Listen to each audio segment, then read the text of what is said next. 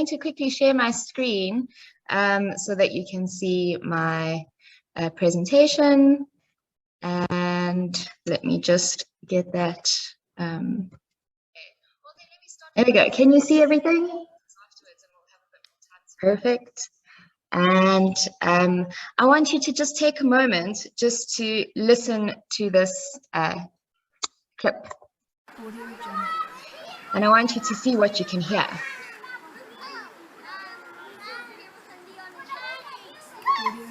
Maybe you can hear children. Maybe it sounds like children are playing. Maybe it sounds noisy.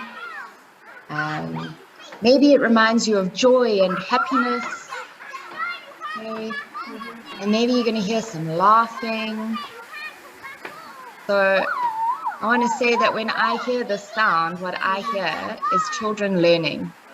And I'm really excited to be here today and to have the opportunity to talk to you about the importance of play, as well as a concept called 6 bricks. So here's the answers that you were asking, Perrin, about a little bit more about myself. I am an occupational therapist, as you said. I began my journey of becoming a learning through play advocate by working in the field of mental health. And I worked for quite a while, for quite a few years in the area of mental health, working both with adults and adolescents. And I thoroughly enjoyed it, but wanted to try my hand at something else and moved into the field of working with children, working with pediatrics. And I moved to a school where I opened my own practice, and I saw children who had different barriers to learning, and I assisted them in figuring out what was going on and helping them to kind of overcome those barriers. And I ran my practice at my school for over 13 years. And during that time, I also trained to become a sensory integration specialist. And I also came across a friend and colleague who started a company called Y Toys. And she really was and is extremely passionate about bringing emergent technology to children at an early age. And so we came up with this concept of using 3D printing to build children's or to introduce children to emergent technology, but also to try and help build skills for the future. So we called it future-proofing our kids.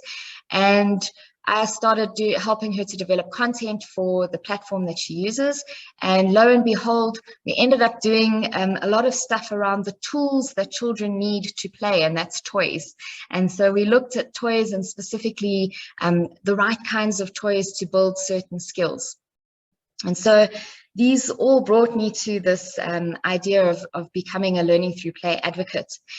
And then a very exciting thing happened is that during this journey, I came across an organization called Care for Education, and they run a program called 6 Bricks.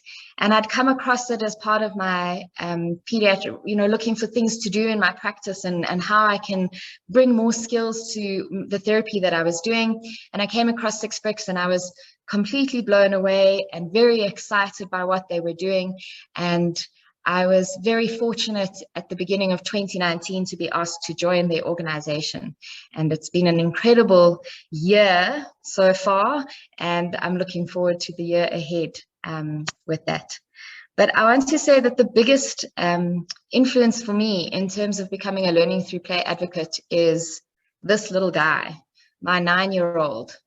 And I know that it's very cliche to say that our children inspire us and they're the ones who teach us the most lessons, but it's really true.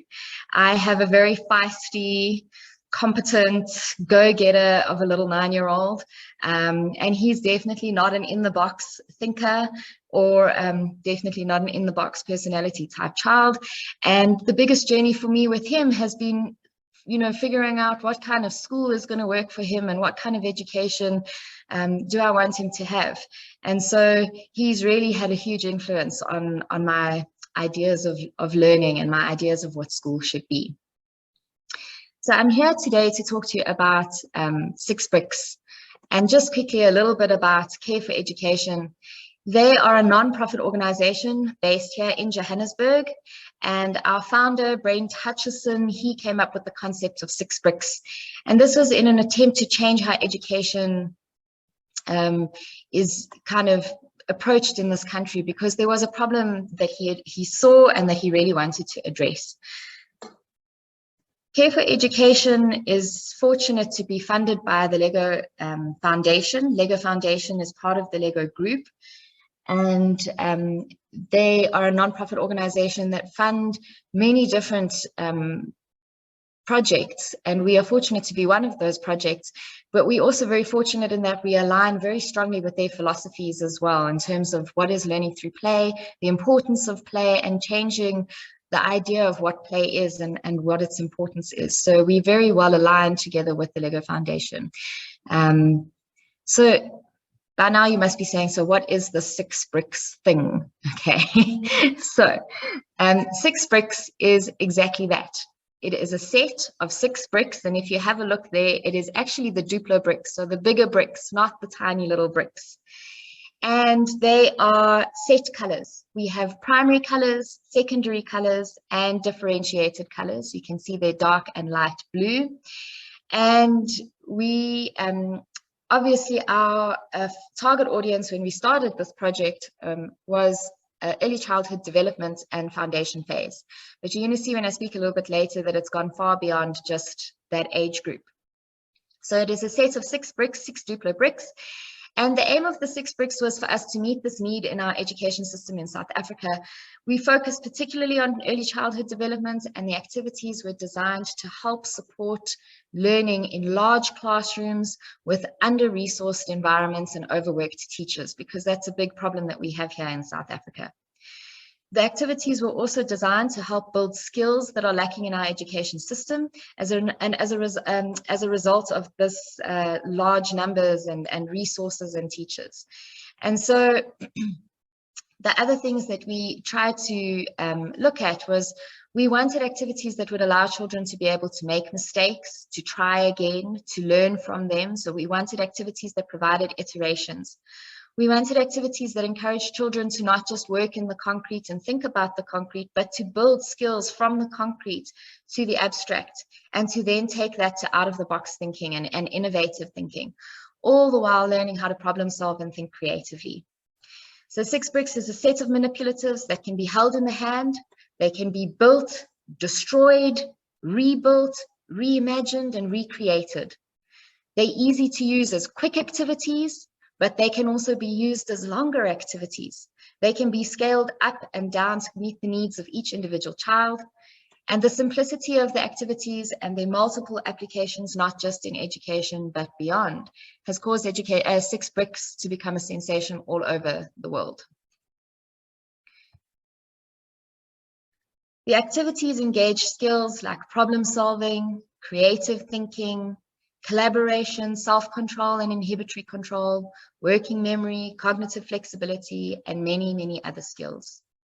Quick 6 bricks activities can be used to help children grasp new concepts, offer distractions, get focus and attention, and revitalize tired children. And they can build on individual developmental skills like physical and cognitive skills, but they also encourage the skills required to collaborate, like language development, social interaction, and many more. So normally in our online training, each participant would have a set of bricks and we would be doing activities together. But seeing as you don't have your own set of bricks, I've tried to do some activities with you during this training that don't require the bricks. And so you'll forgive me that we're not engaging in a hands-on way together. So I want you to have a look at the next picture, and I want you to see if you can remember, without writing anything down, and without doing anything, I want to see if you can remember the sequence of bricks that I'm going to show you. Are you ready?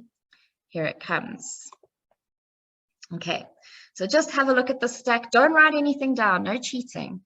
Just see if you can remember the order that the colors are in, and we're going to come back to it a bit later in our presentation.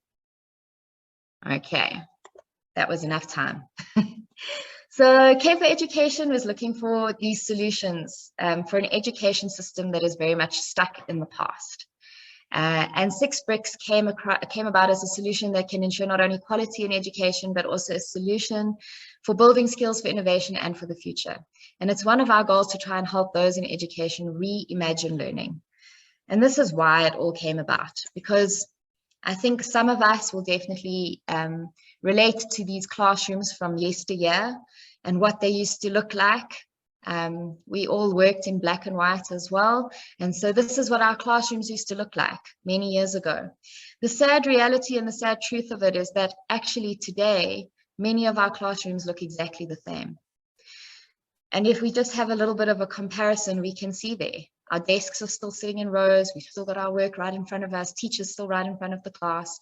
And so nothing much has changed in terms of how classrooms are set up. But something really fundamental has changed. And that is this: access to information. Previously, we had to access information like this. We used to walk into these cavernous libraries. We had to look through many, many books. We had to cross-reference. I remember as a child waiting for the traveling encyclopedia salesman to come to our house so that we could see how outdated our set of encyclopedias were, and we would need to update them quite frequently. But also living in South Africa at the time that I did, we also had restrictions on information that we were allowed to receive. And so often we weren't up to date with what was happening in the world. We didn't know what was happening in many other parts of the world. And so our access to content, our access to information was very limited and often out of date. Okay, and the big change that has happened is this: access for information is at the click of a button. It is live, it's up to date, everything is available, and not just that, it is vast. There is so much information that actually now what we need to be doing is teaching children how to use the information that they have available to them. And yet, if we look in our classrooms, guess what? This is how we used to assess content, and this is how we still assess content, specifically in South Africa. So although the access to information and the information that we have has changed so much, we're still assessing it in the same way that we used to assess it when we had to reference and cross-reference in books and encyclopedias. So I want to show you a video. I've got two little videos lined up. They're quite quick videos, but they're just videos of children using 6 bricks in the classroom. And I want you to see how we could reimagine learning if we did things a little bit differently. So here we are, and particularly take note of the children and what you see them doing and their facial expression, and also that of the teacher.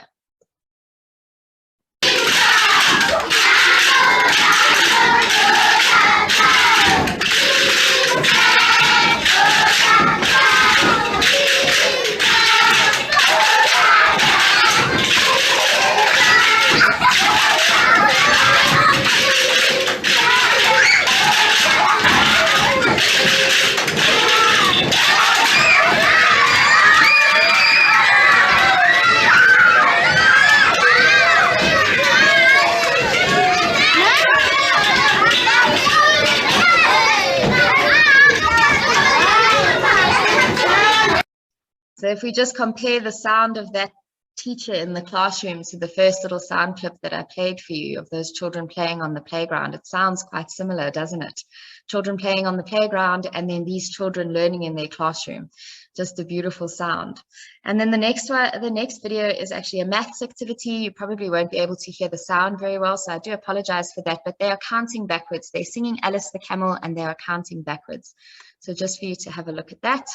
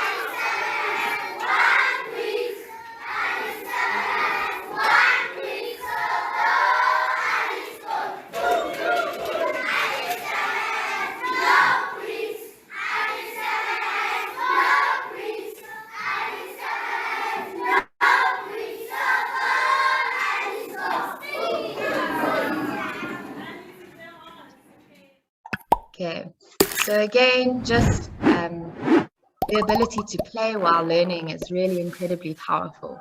And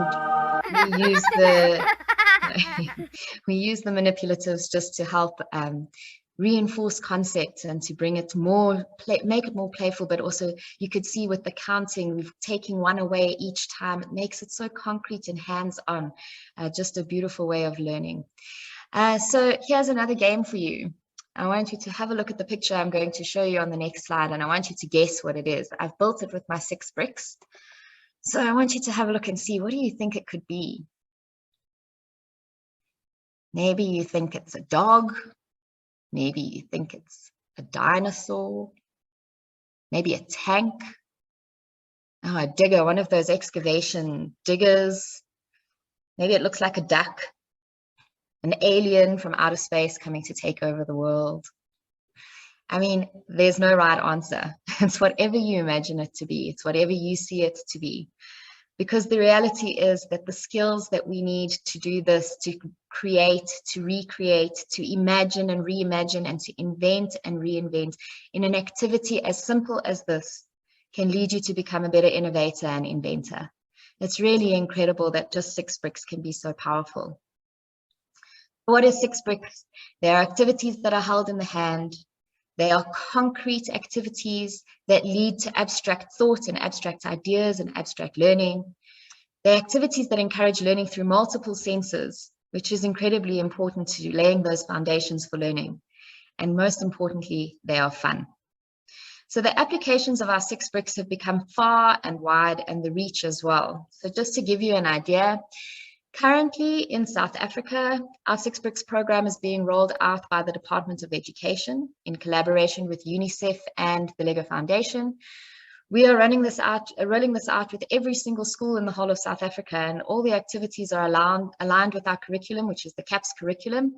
And the goal is that we want every single child to have their own set of 6 bricks and to be able to learn in a classroom environment where learning is fun and there's learning through play.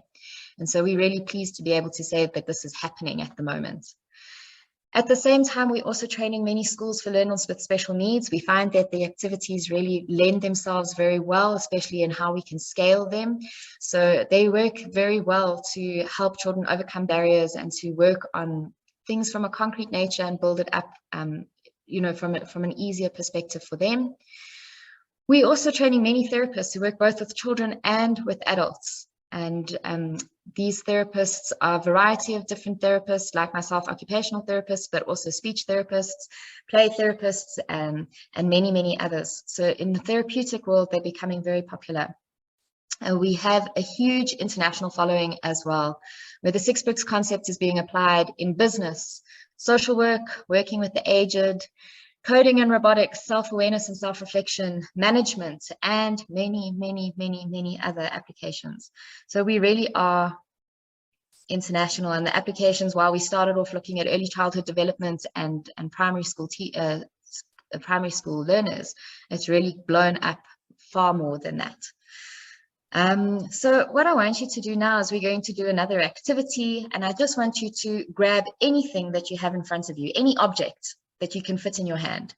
And I want you to grab that object and I want you to squeeze it really tight and close your eyes for me. And I just want you to hold that object. And while you're holding that object with your eyes closed, I want you to feel it. What does it feel like? Is it smooth or is it rough? Is it hard or is it soft?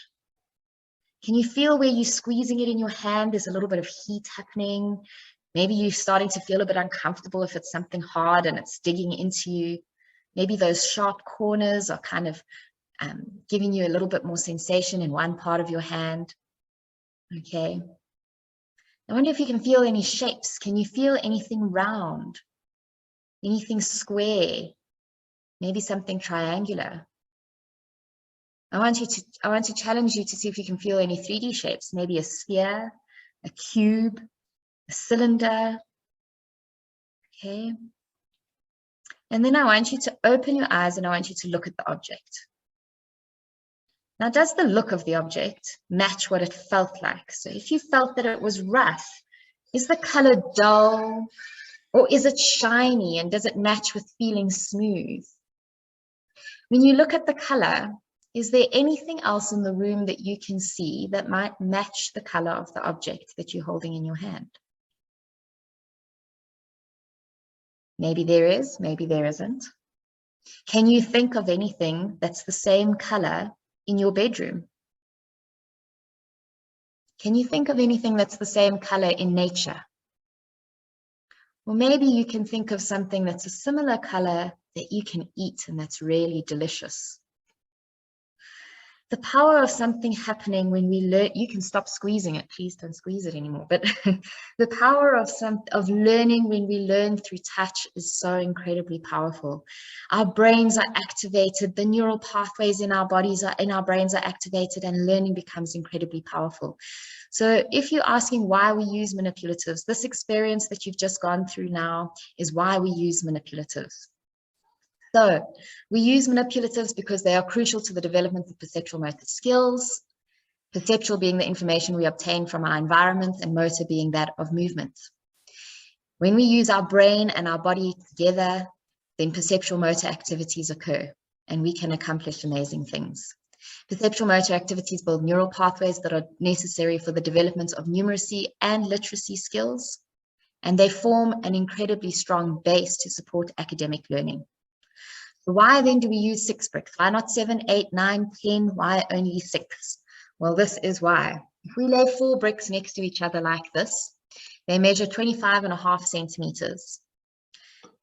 A child's field of vision, where they feel comfortable working, and even your own, yours is a little bit wider if you're an adult, but if you're a child, it fits into 20 to 22 centimeters. And it's where we feel comfortable working. It's where we have the best vision, the most focus, and it makes us feel incredibly comfortable.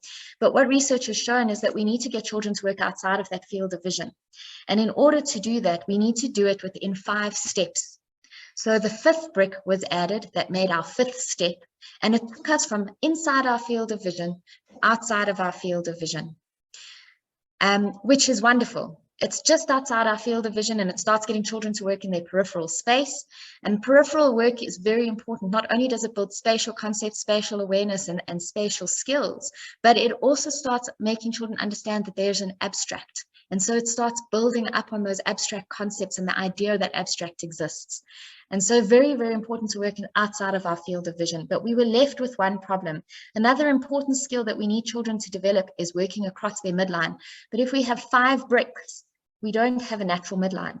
And so we added the 6th brick so that we have a very natural and easy midline that we can encourage all kinds of activities and work around this midline area.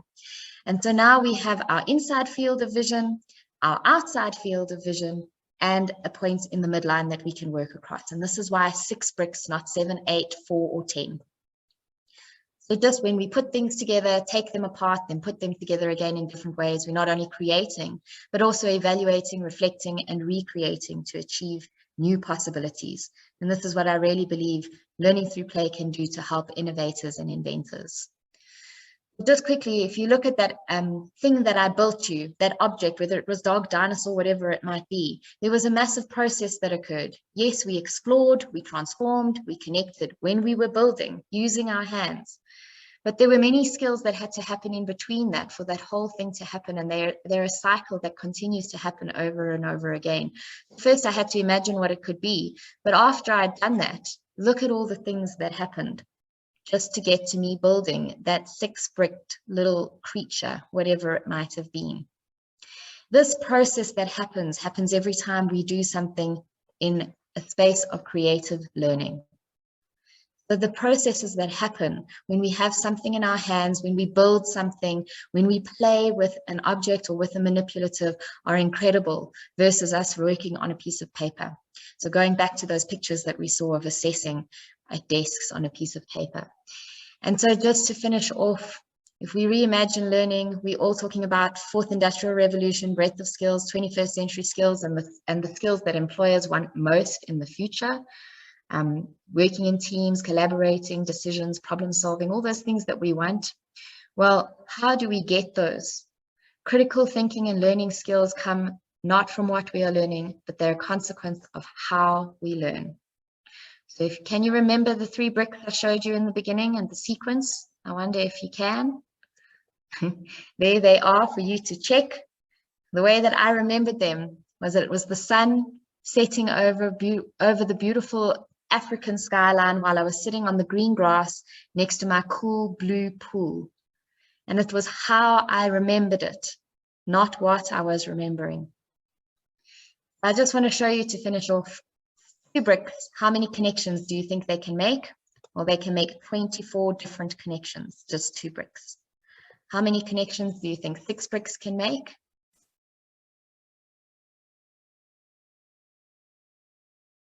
Over 915 million different connections. So when we're working, and I promise this has been tried and tested and researched, so you're welcome to go and test it yourself, but I promise it's a true number. So if we think that only 6 bricks is limiting in what it can do, we are very wrong. Thank you very much. Please go and check out our 6 Bricks app as well as our website. All our resources on our website are offered for free, so please download them, use them, play with them, and enjoy them. And we'd love some feedback from you as well as to what you think. And also, if you'd like to check out our 3D printing company, that is Y Toys, you are more than welcome to go and check that out as well at ytoys.com. Thank you very much. Okay, wow, that was that was amazing. Thank you. So I actually have I have a couple of questions for you. Yes. For you. Okay, so first off, my first question is, when was your first encounter with Lego? Since you mentioned you as a child, when was your first encounter with Lego? So I have always been a big fan of Lego. So my first encounter of Lego was not even when I had a child, but I remember building Lego myself as a child. And I still have Lego sets from when I was a child, which I have been able to pass on to my son. So I've been playing with Lego forever. And I do think that it's an amazing tool to use. So, yeah. Are there okay? So I have another question. Are there any other simple toys, just like Lego, that you think can serve the same role as 6 bricks? Yeah, so thank you for that question. And it's a really important one because it's something I didn't mention during my presentation, is that the manipulatives, we love the 6 bricks because they can connect together and they hold their shape, and then you can take them apart and build something else. But they do not have to be bricks. They could be anything. You could use sticks, you could use stones, you could use bottle caps, you could use whatever you want as a manipulative, because the idea is having something in your hand that you can hold and touch and feel and that you can manipulate. So they can really be anything. The only reason that we say those bricks is firstly because of the size and how they fit into working outside of field of vision. So the only thing I would suggest is looking at the size of the manipulatives that you use, but you could use anything that you wanted. Okay, so my final question, just want to mention that I have a youngest brother who seemed like who would love this kind of 6 bricks and learning through play, because when you described your 9-year-old son, and then I saw all the photos of him riding a motorcycle and jet skiing and then climbing a mountain, that seems like the exact thing that my youngest brother would do. He's only 4, but it seems like he'd be doing those kind of things. So my question is, have you used this 6 bricks with your own child? And if so, is there any like memorable, funny moment that happened while? So I definitely do use 6 bricks with my own son. I think sometimes it drives him crazy, actually, because everything that we do, especially if there's homework or something, I'm like, let's see what we can do with 6 bricks. So I think that it's definitely something that you can use. I adapt it to all his homework activities, but I think the memorable things and the memorable moments have been the times when actually I've stepped back and just let him come up with his own ideas and his own activities, and how powerful that has been. Is that I think sometimes we need to take a moment to just let children do the work of children, and that is play. They are incredibly clever and incredibly intuitive, and they know exactly what they need to do in order to learn. And so I think that he has, again, been my biggest teacher. Step back sometimes and just let me figure it out on my own. Yeah. Wow, that That was really amazing. You really are. You really seem like a really good mom, especially with all the things that you all the things that you're managing with being an occupational therapist and being like like not even the octopus anymore, but a squid, because squids have 10 tentacles this time. So, yeah, it was really nice having you, Miss Friedman. Thank you very much. And thank you to everybody for listening. I really appreciate your time and what you guys are doing. It's really incredible. Yeah, well, Abigail, this is Ting from China. Hi. Yeah, because I'm just the host for the coming sessions, and I watched your presentation, and I'm quite interested at the way you expressed the order of different colors of bricks headed together. Thank you so much. You taught me a new method to remember things. Now I clearly remember that the sun and the green one and the pool lake. Just another thing. It's really wonderful. And that's what I wanted. Yeah, thank you very much for that thing, because, you know, a lot of people look at those Duplo bricks and they think they're for babies, but you see how much even we as adults can learn with bricks that are just bricks, and how much we can do associative learning and thinking in a different way. So thank you very much for that thing. I really appreciate that. Yeah, thank you very much. It really teach me new things. I'm an adult and how I want to be the kid, so that I can learn from the very beginning from you. Thank you. Thank you very much.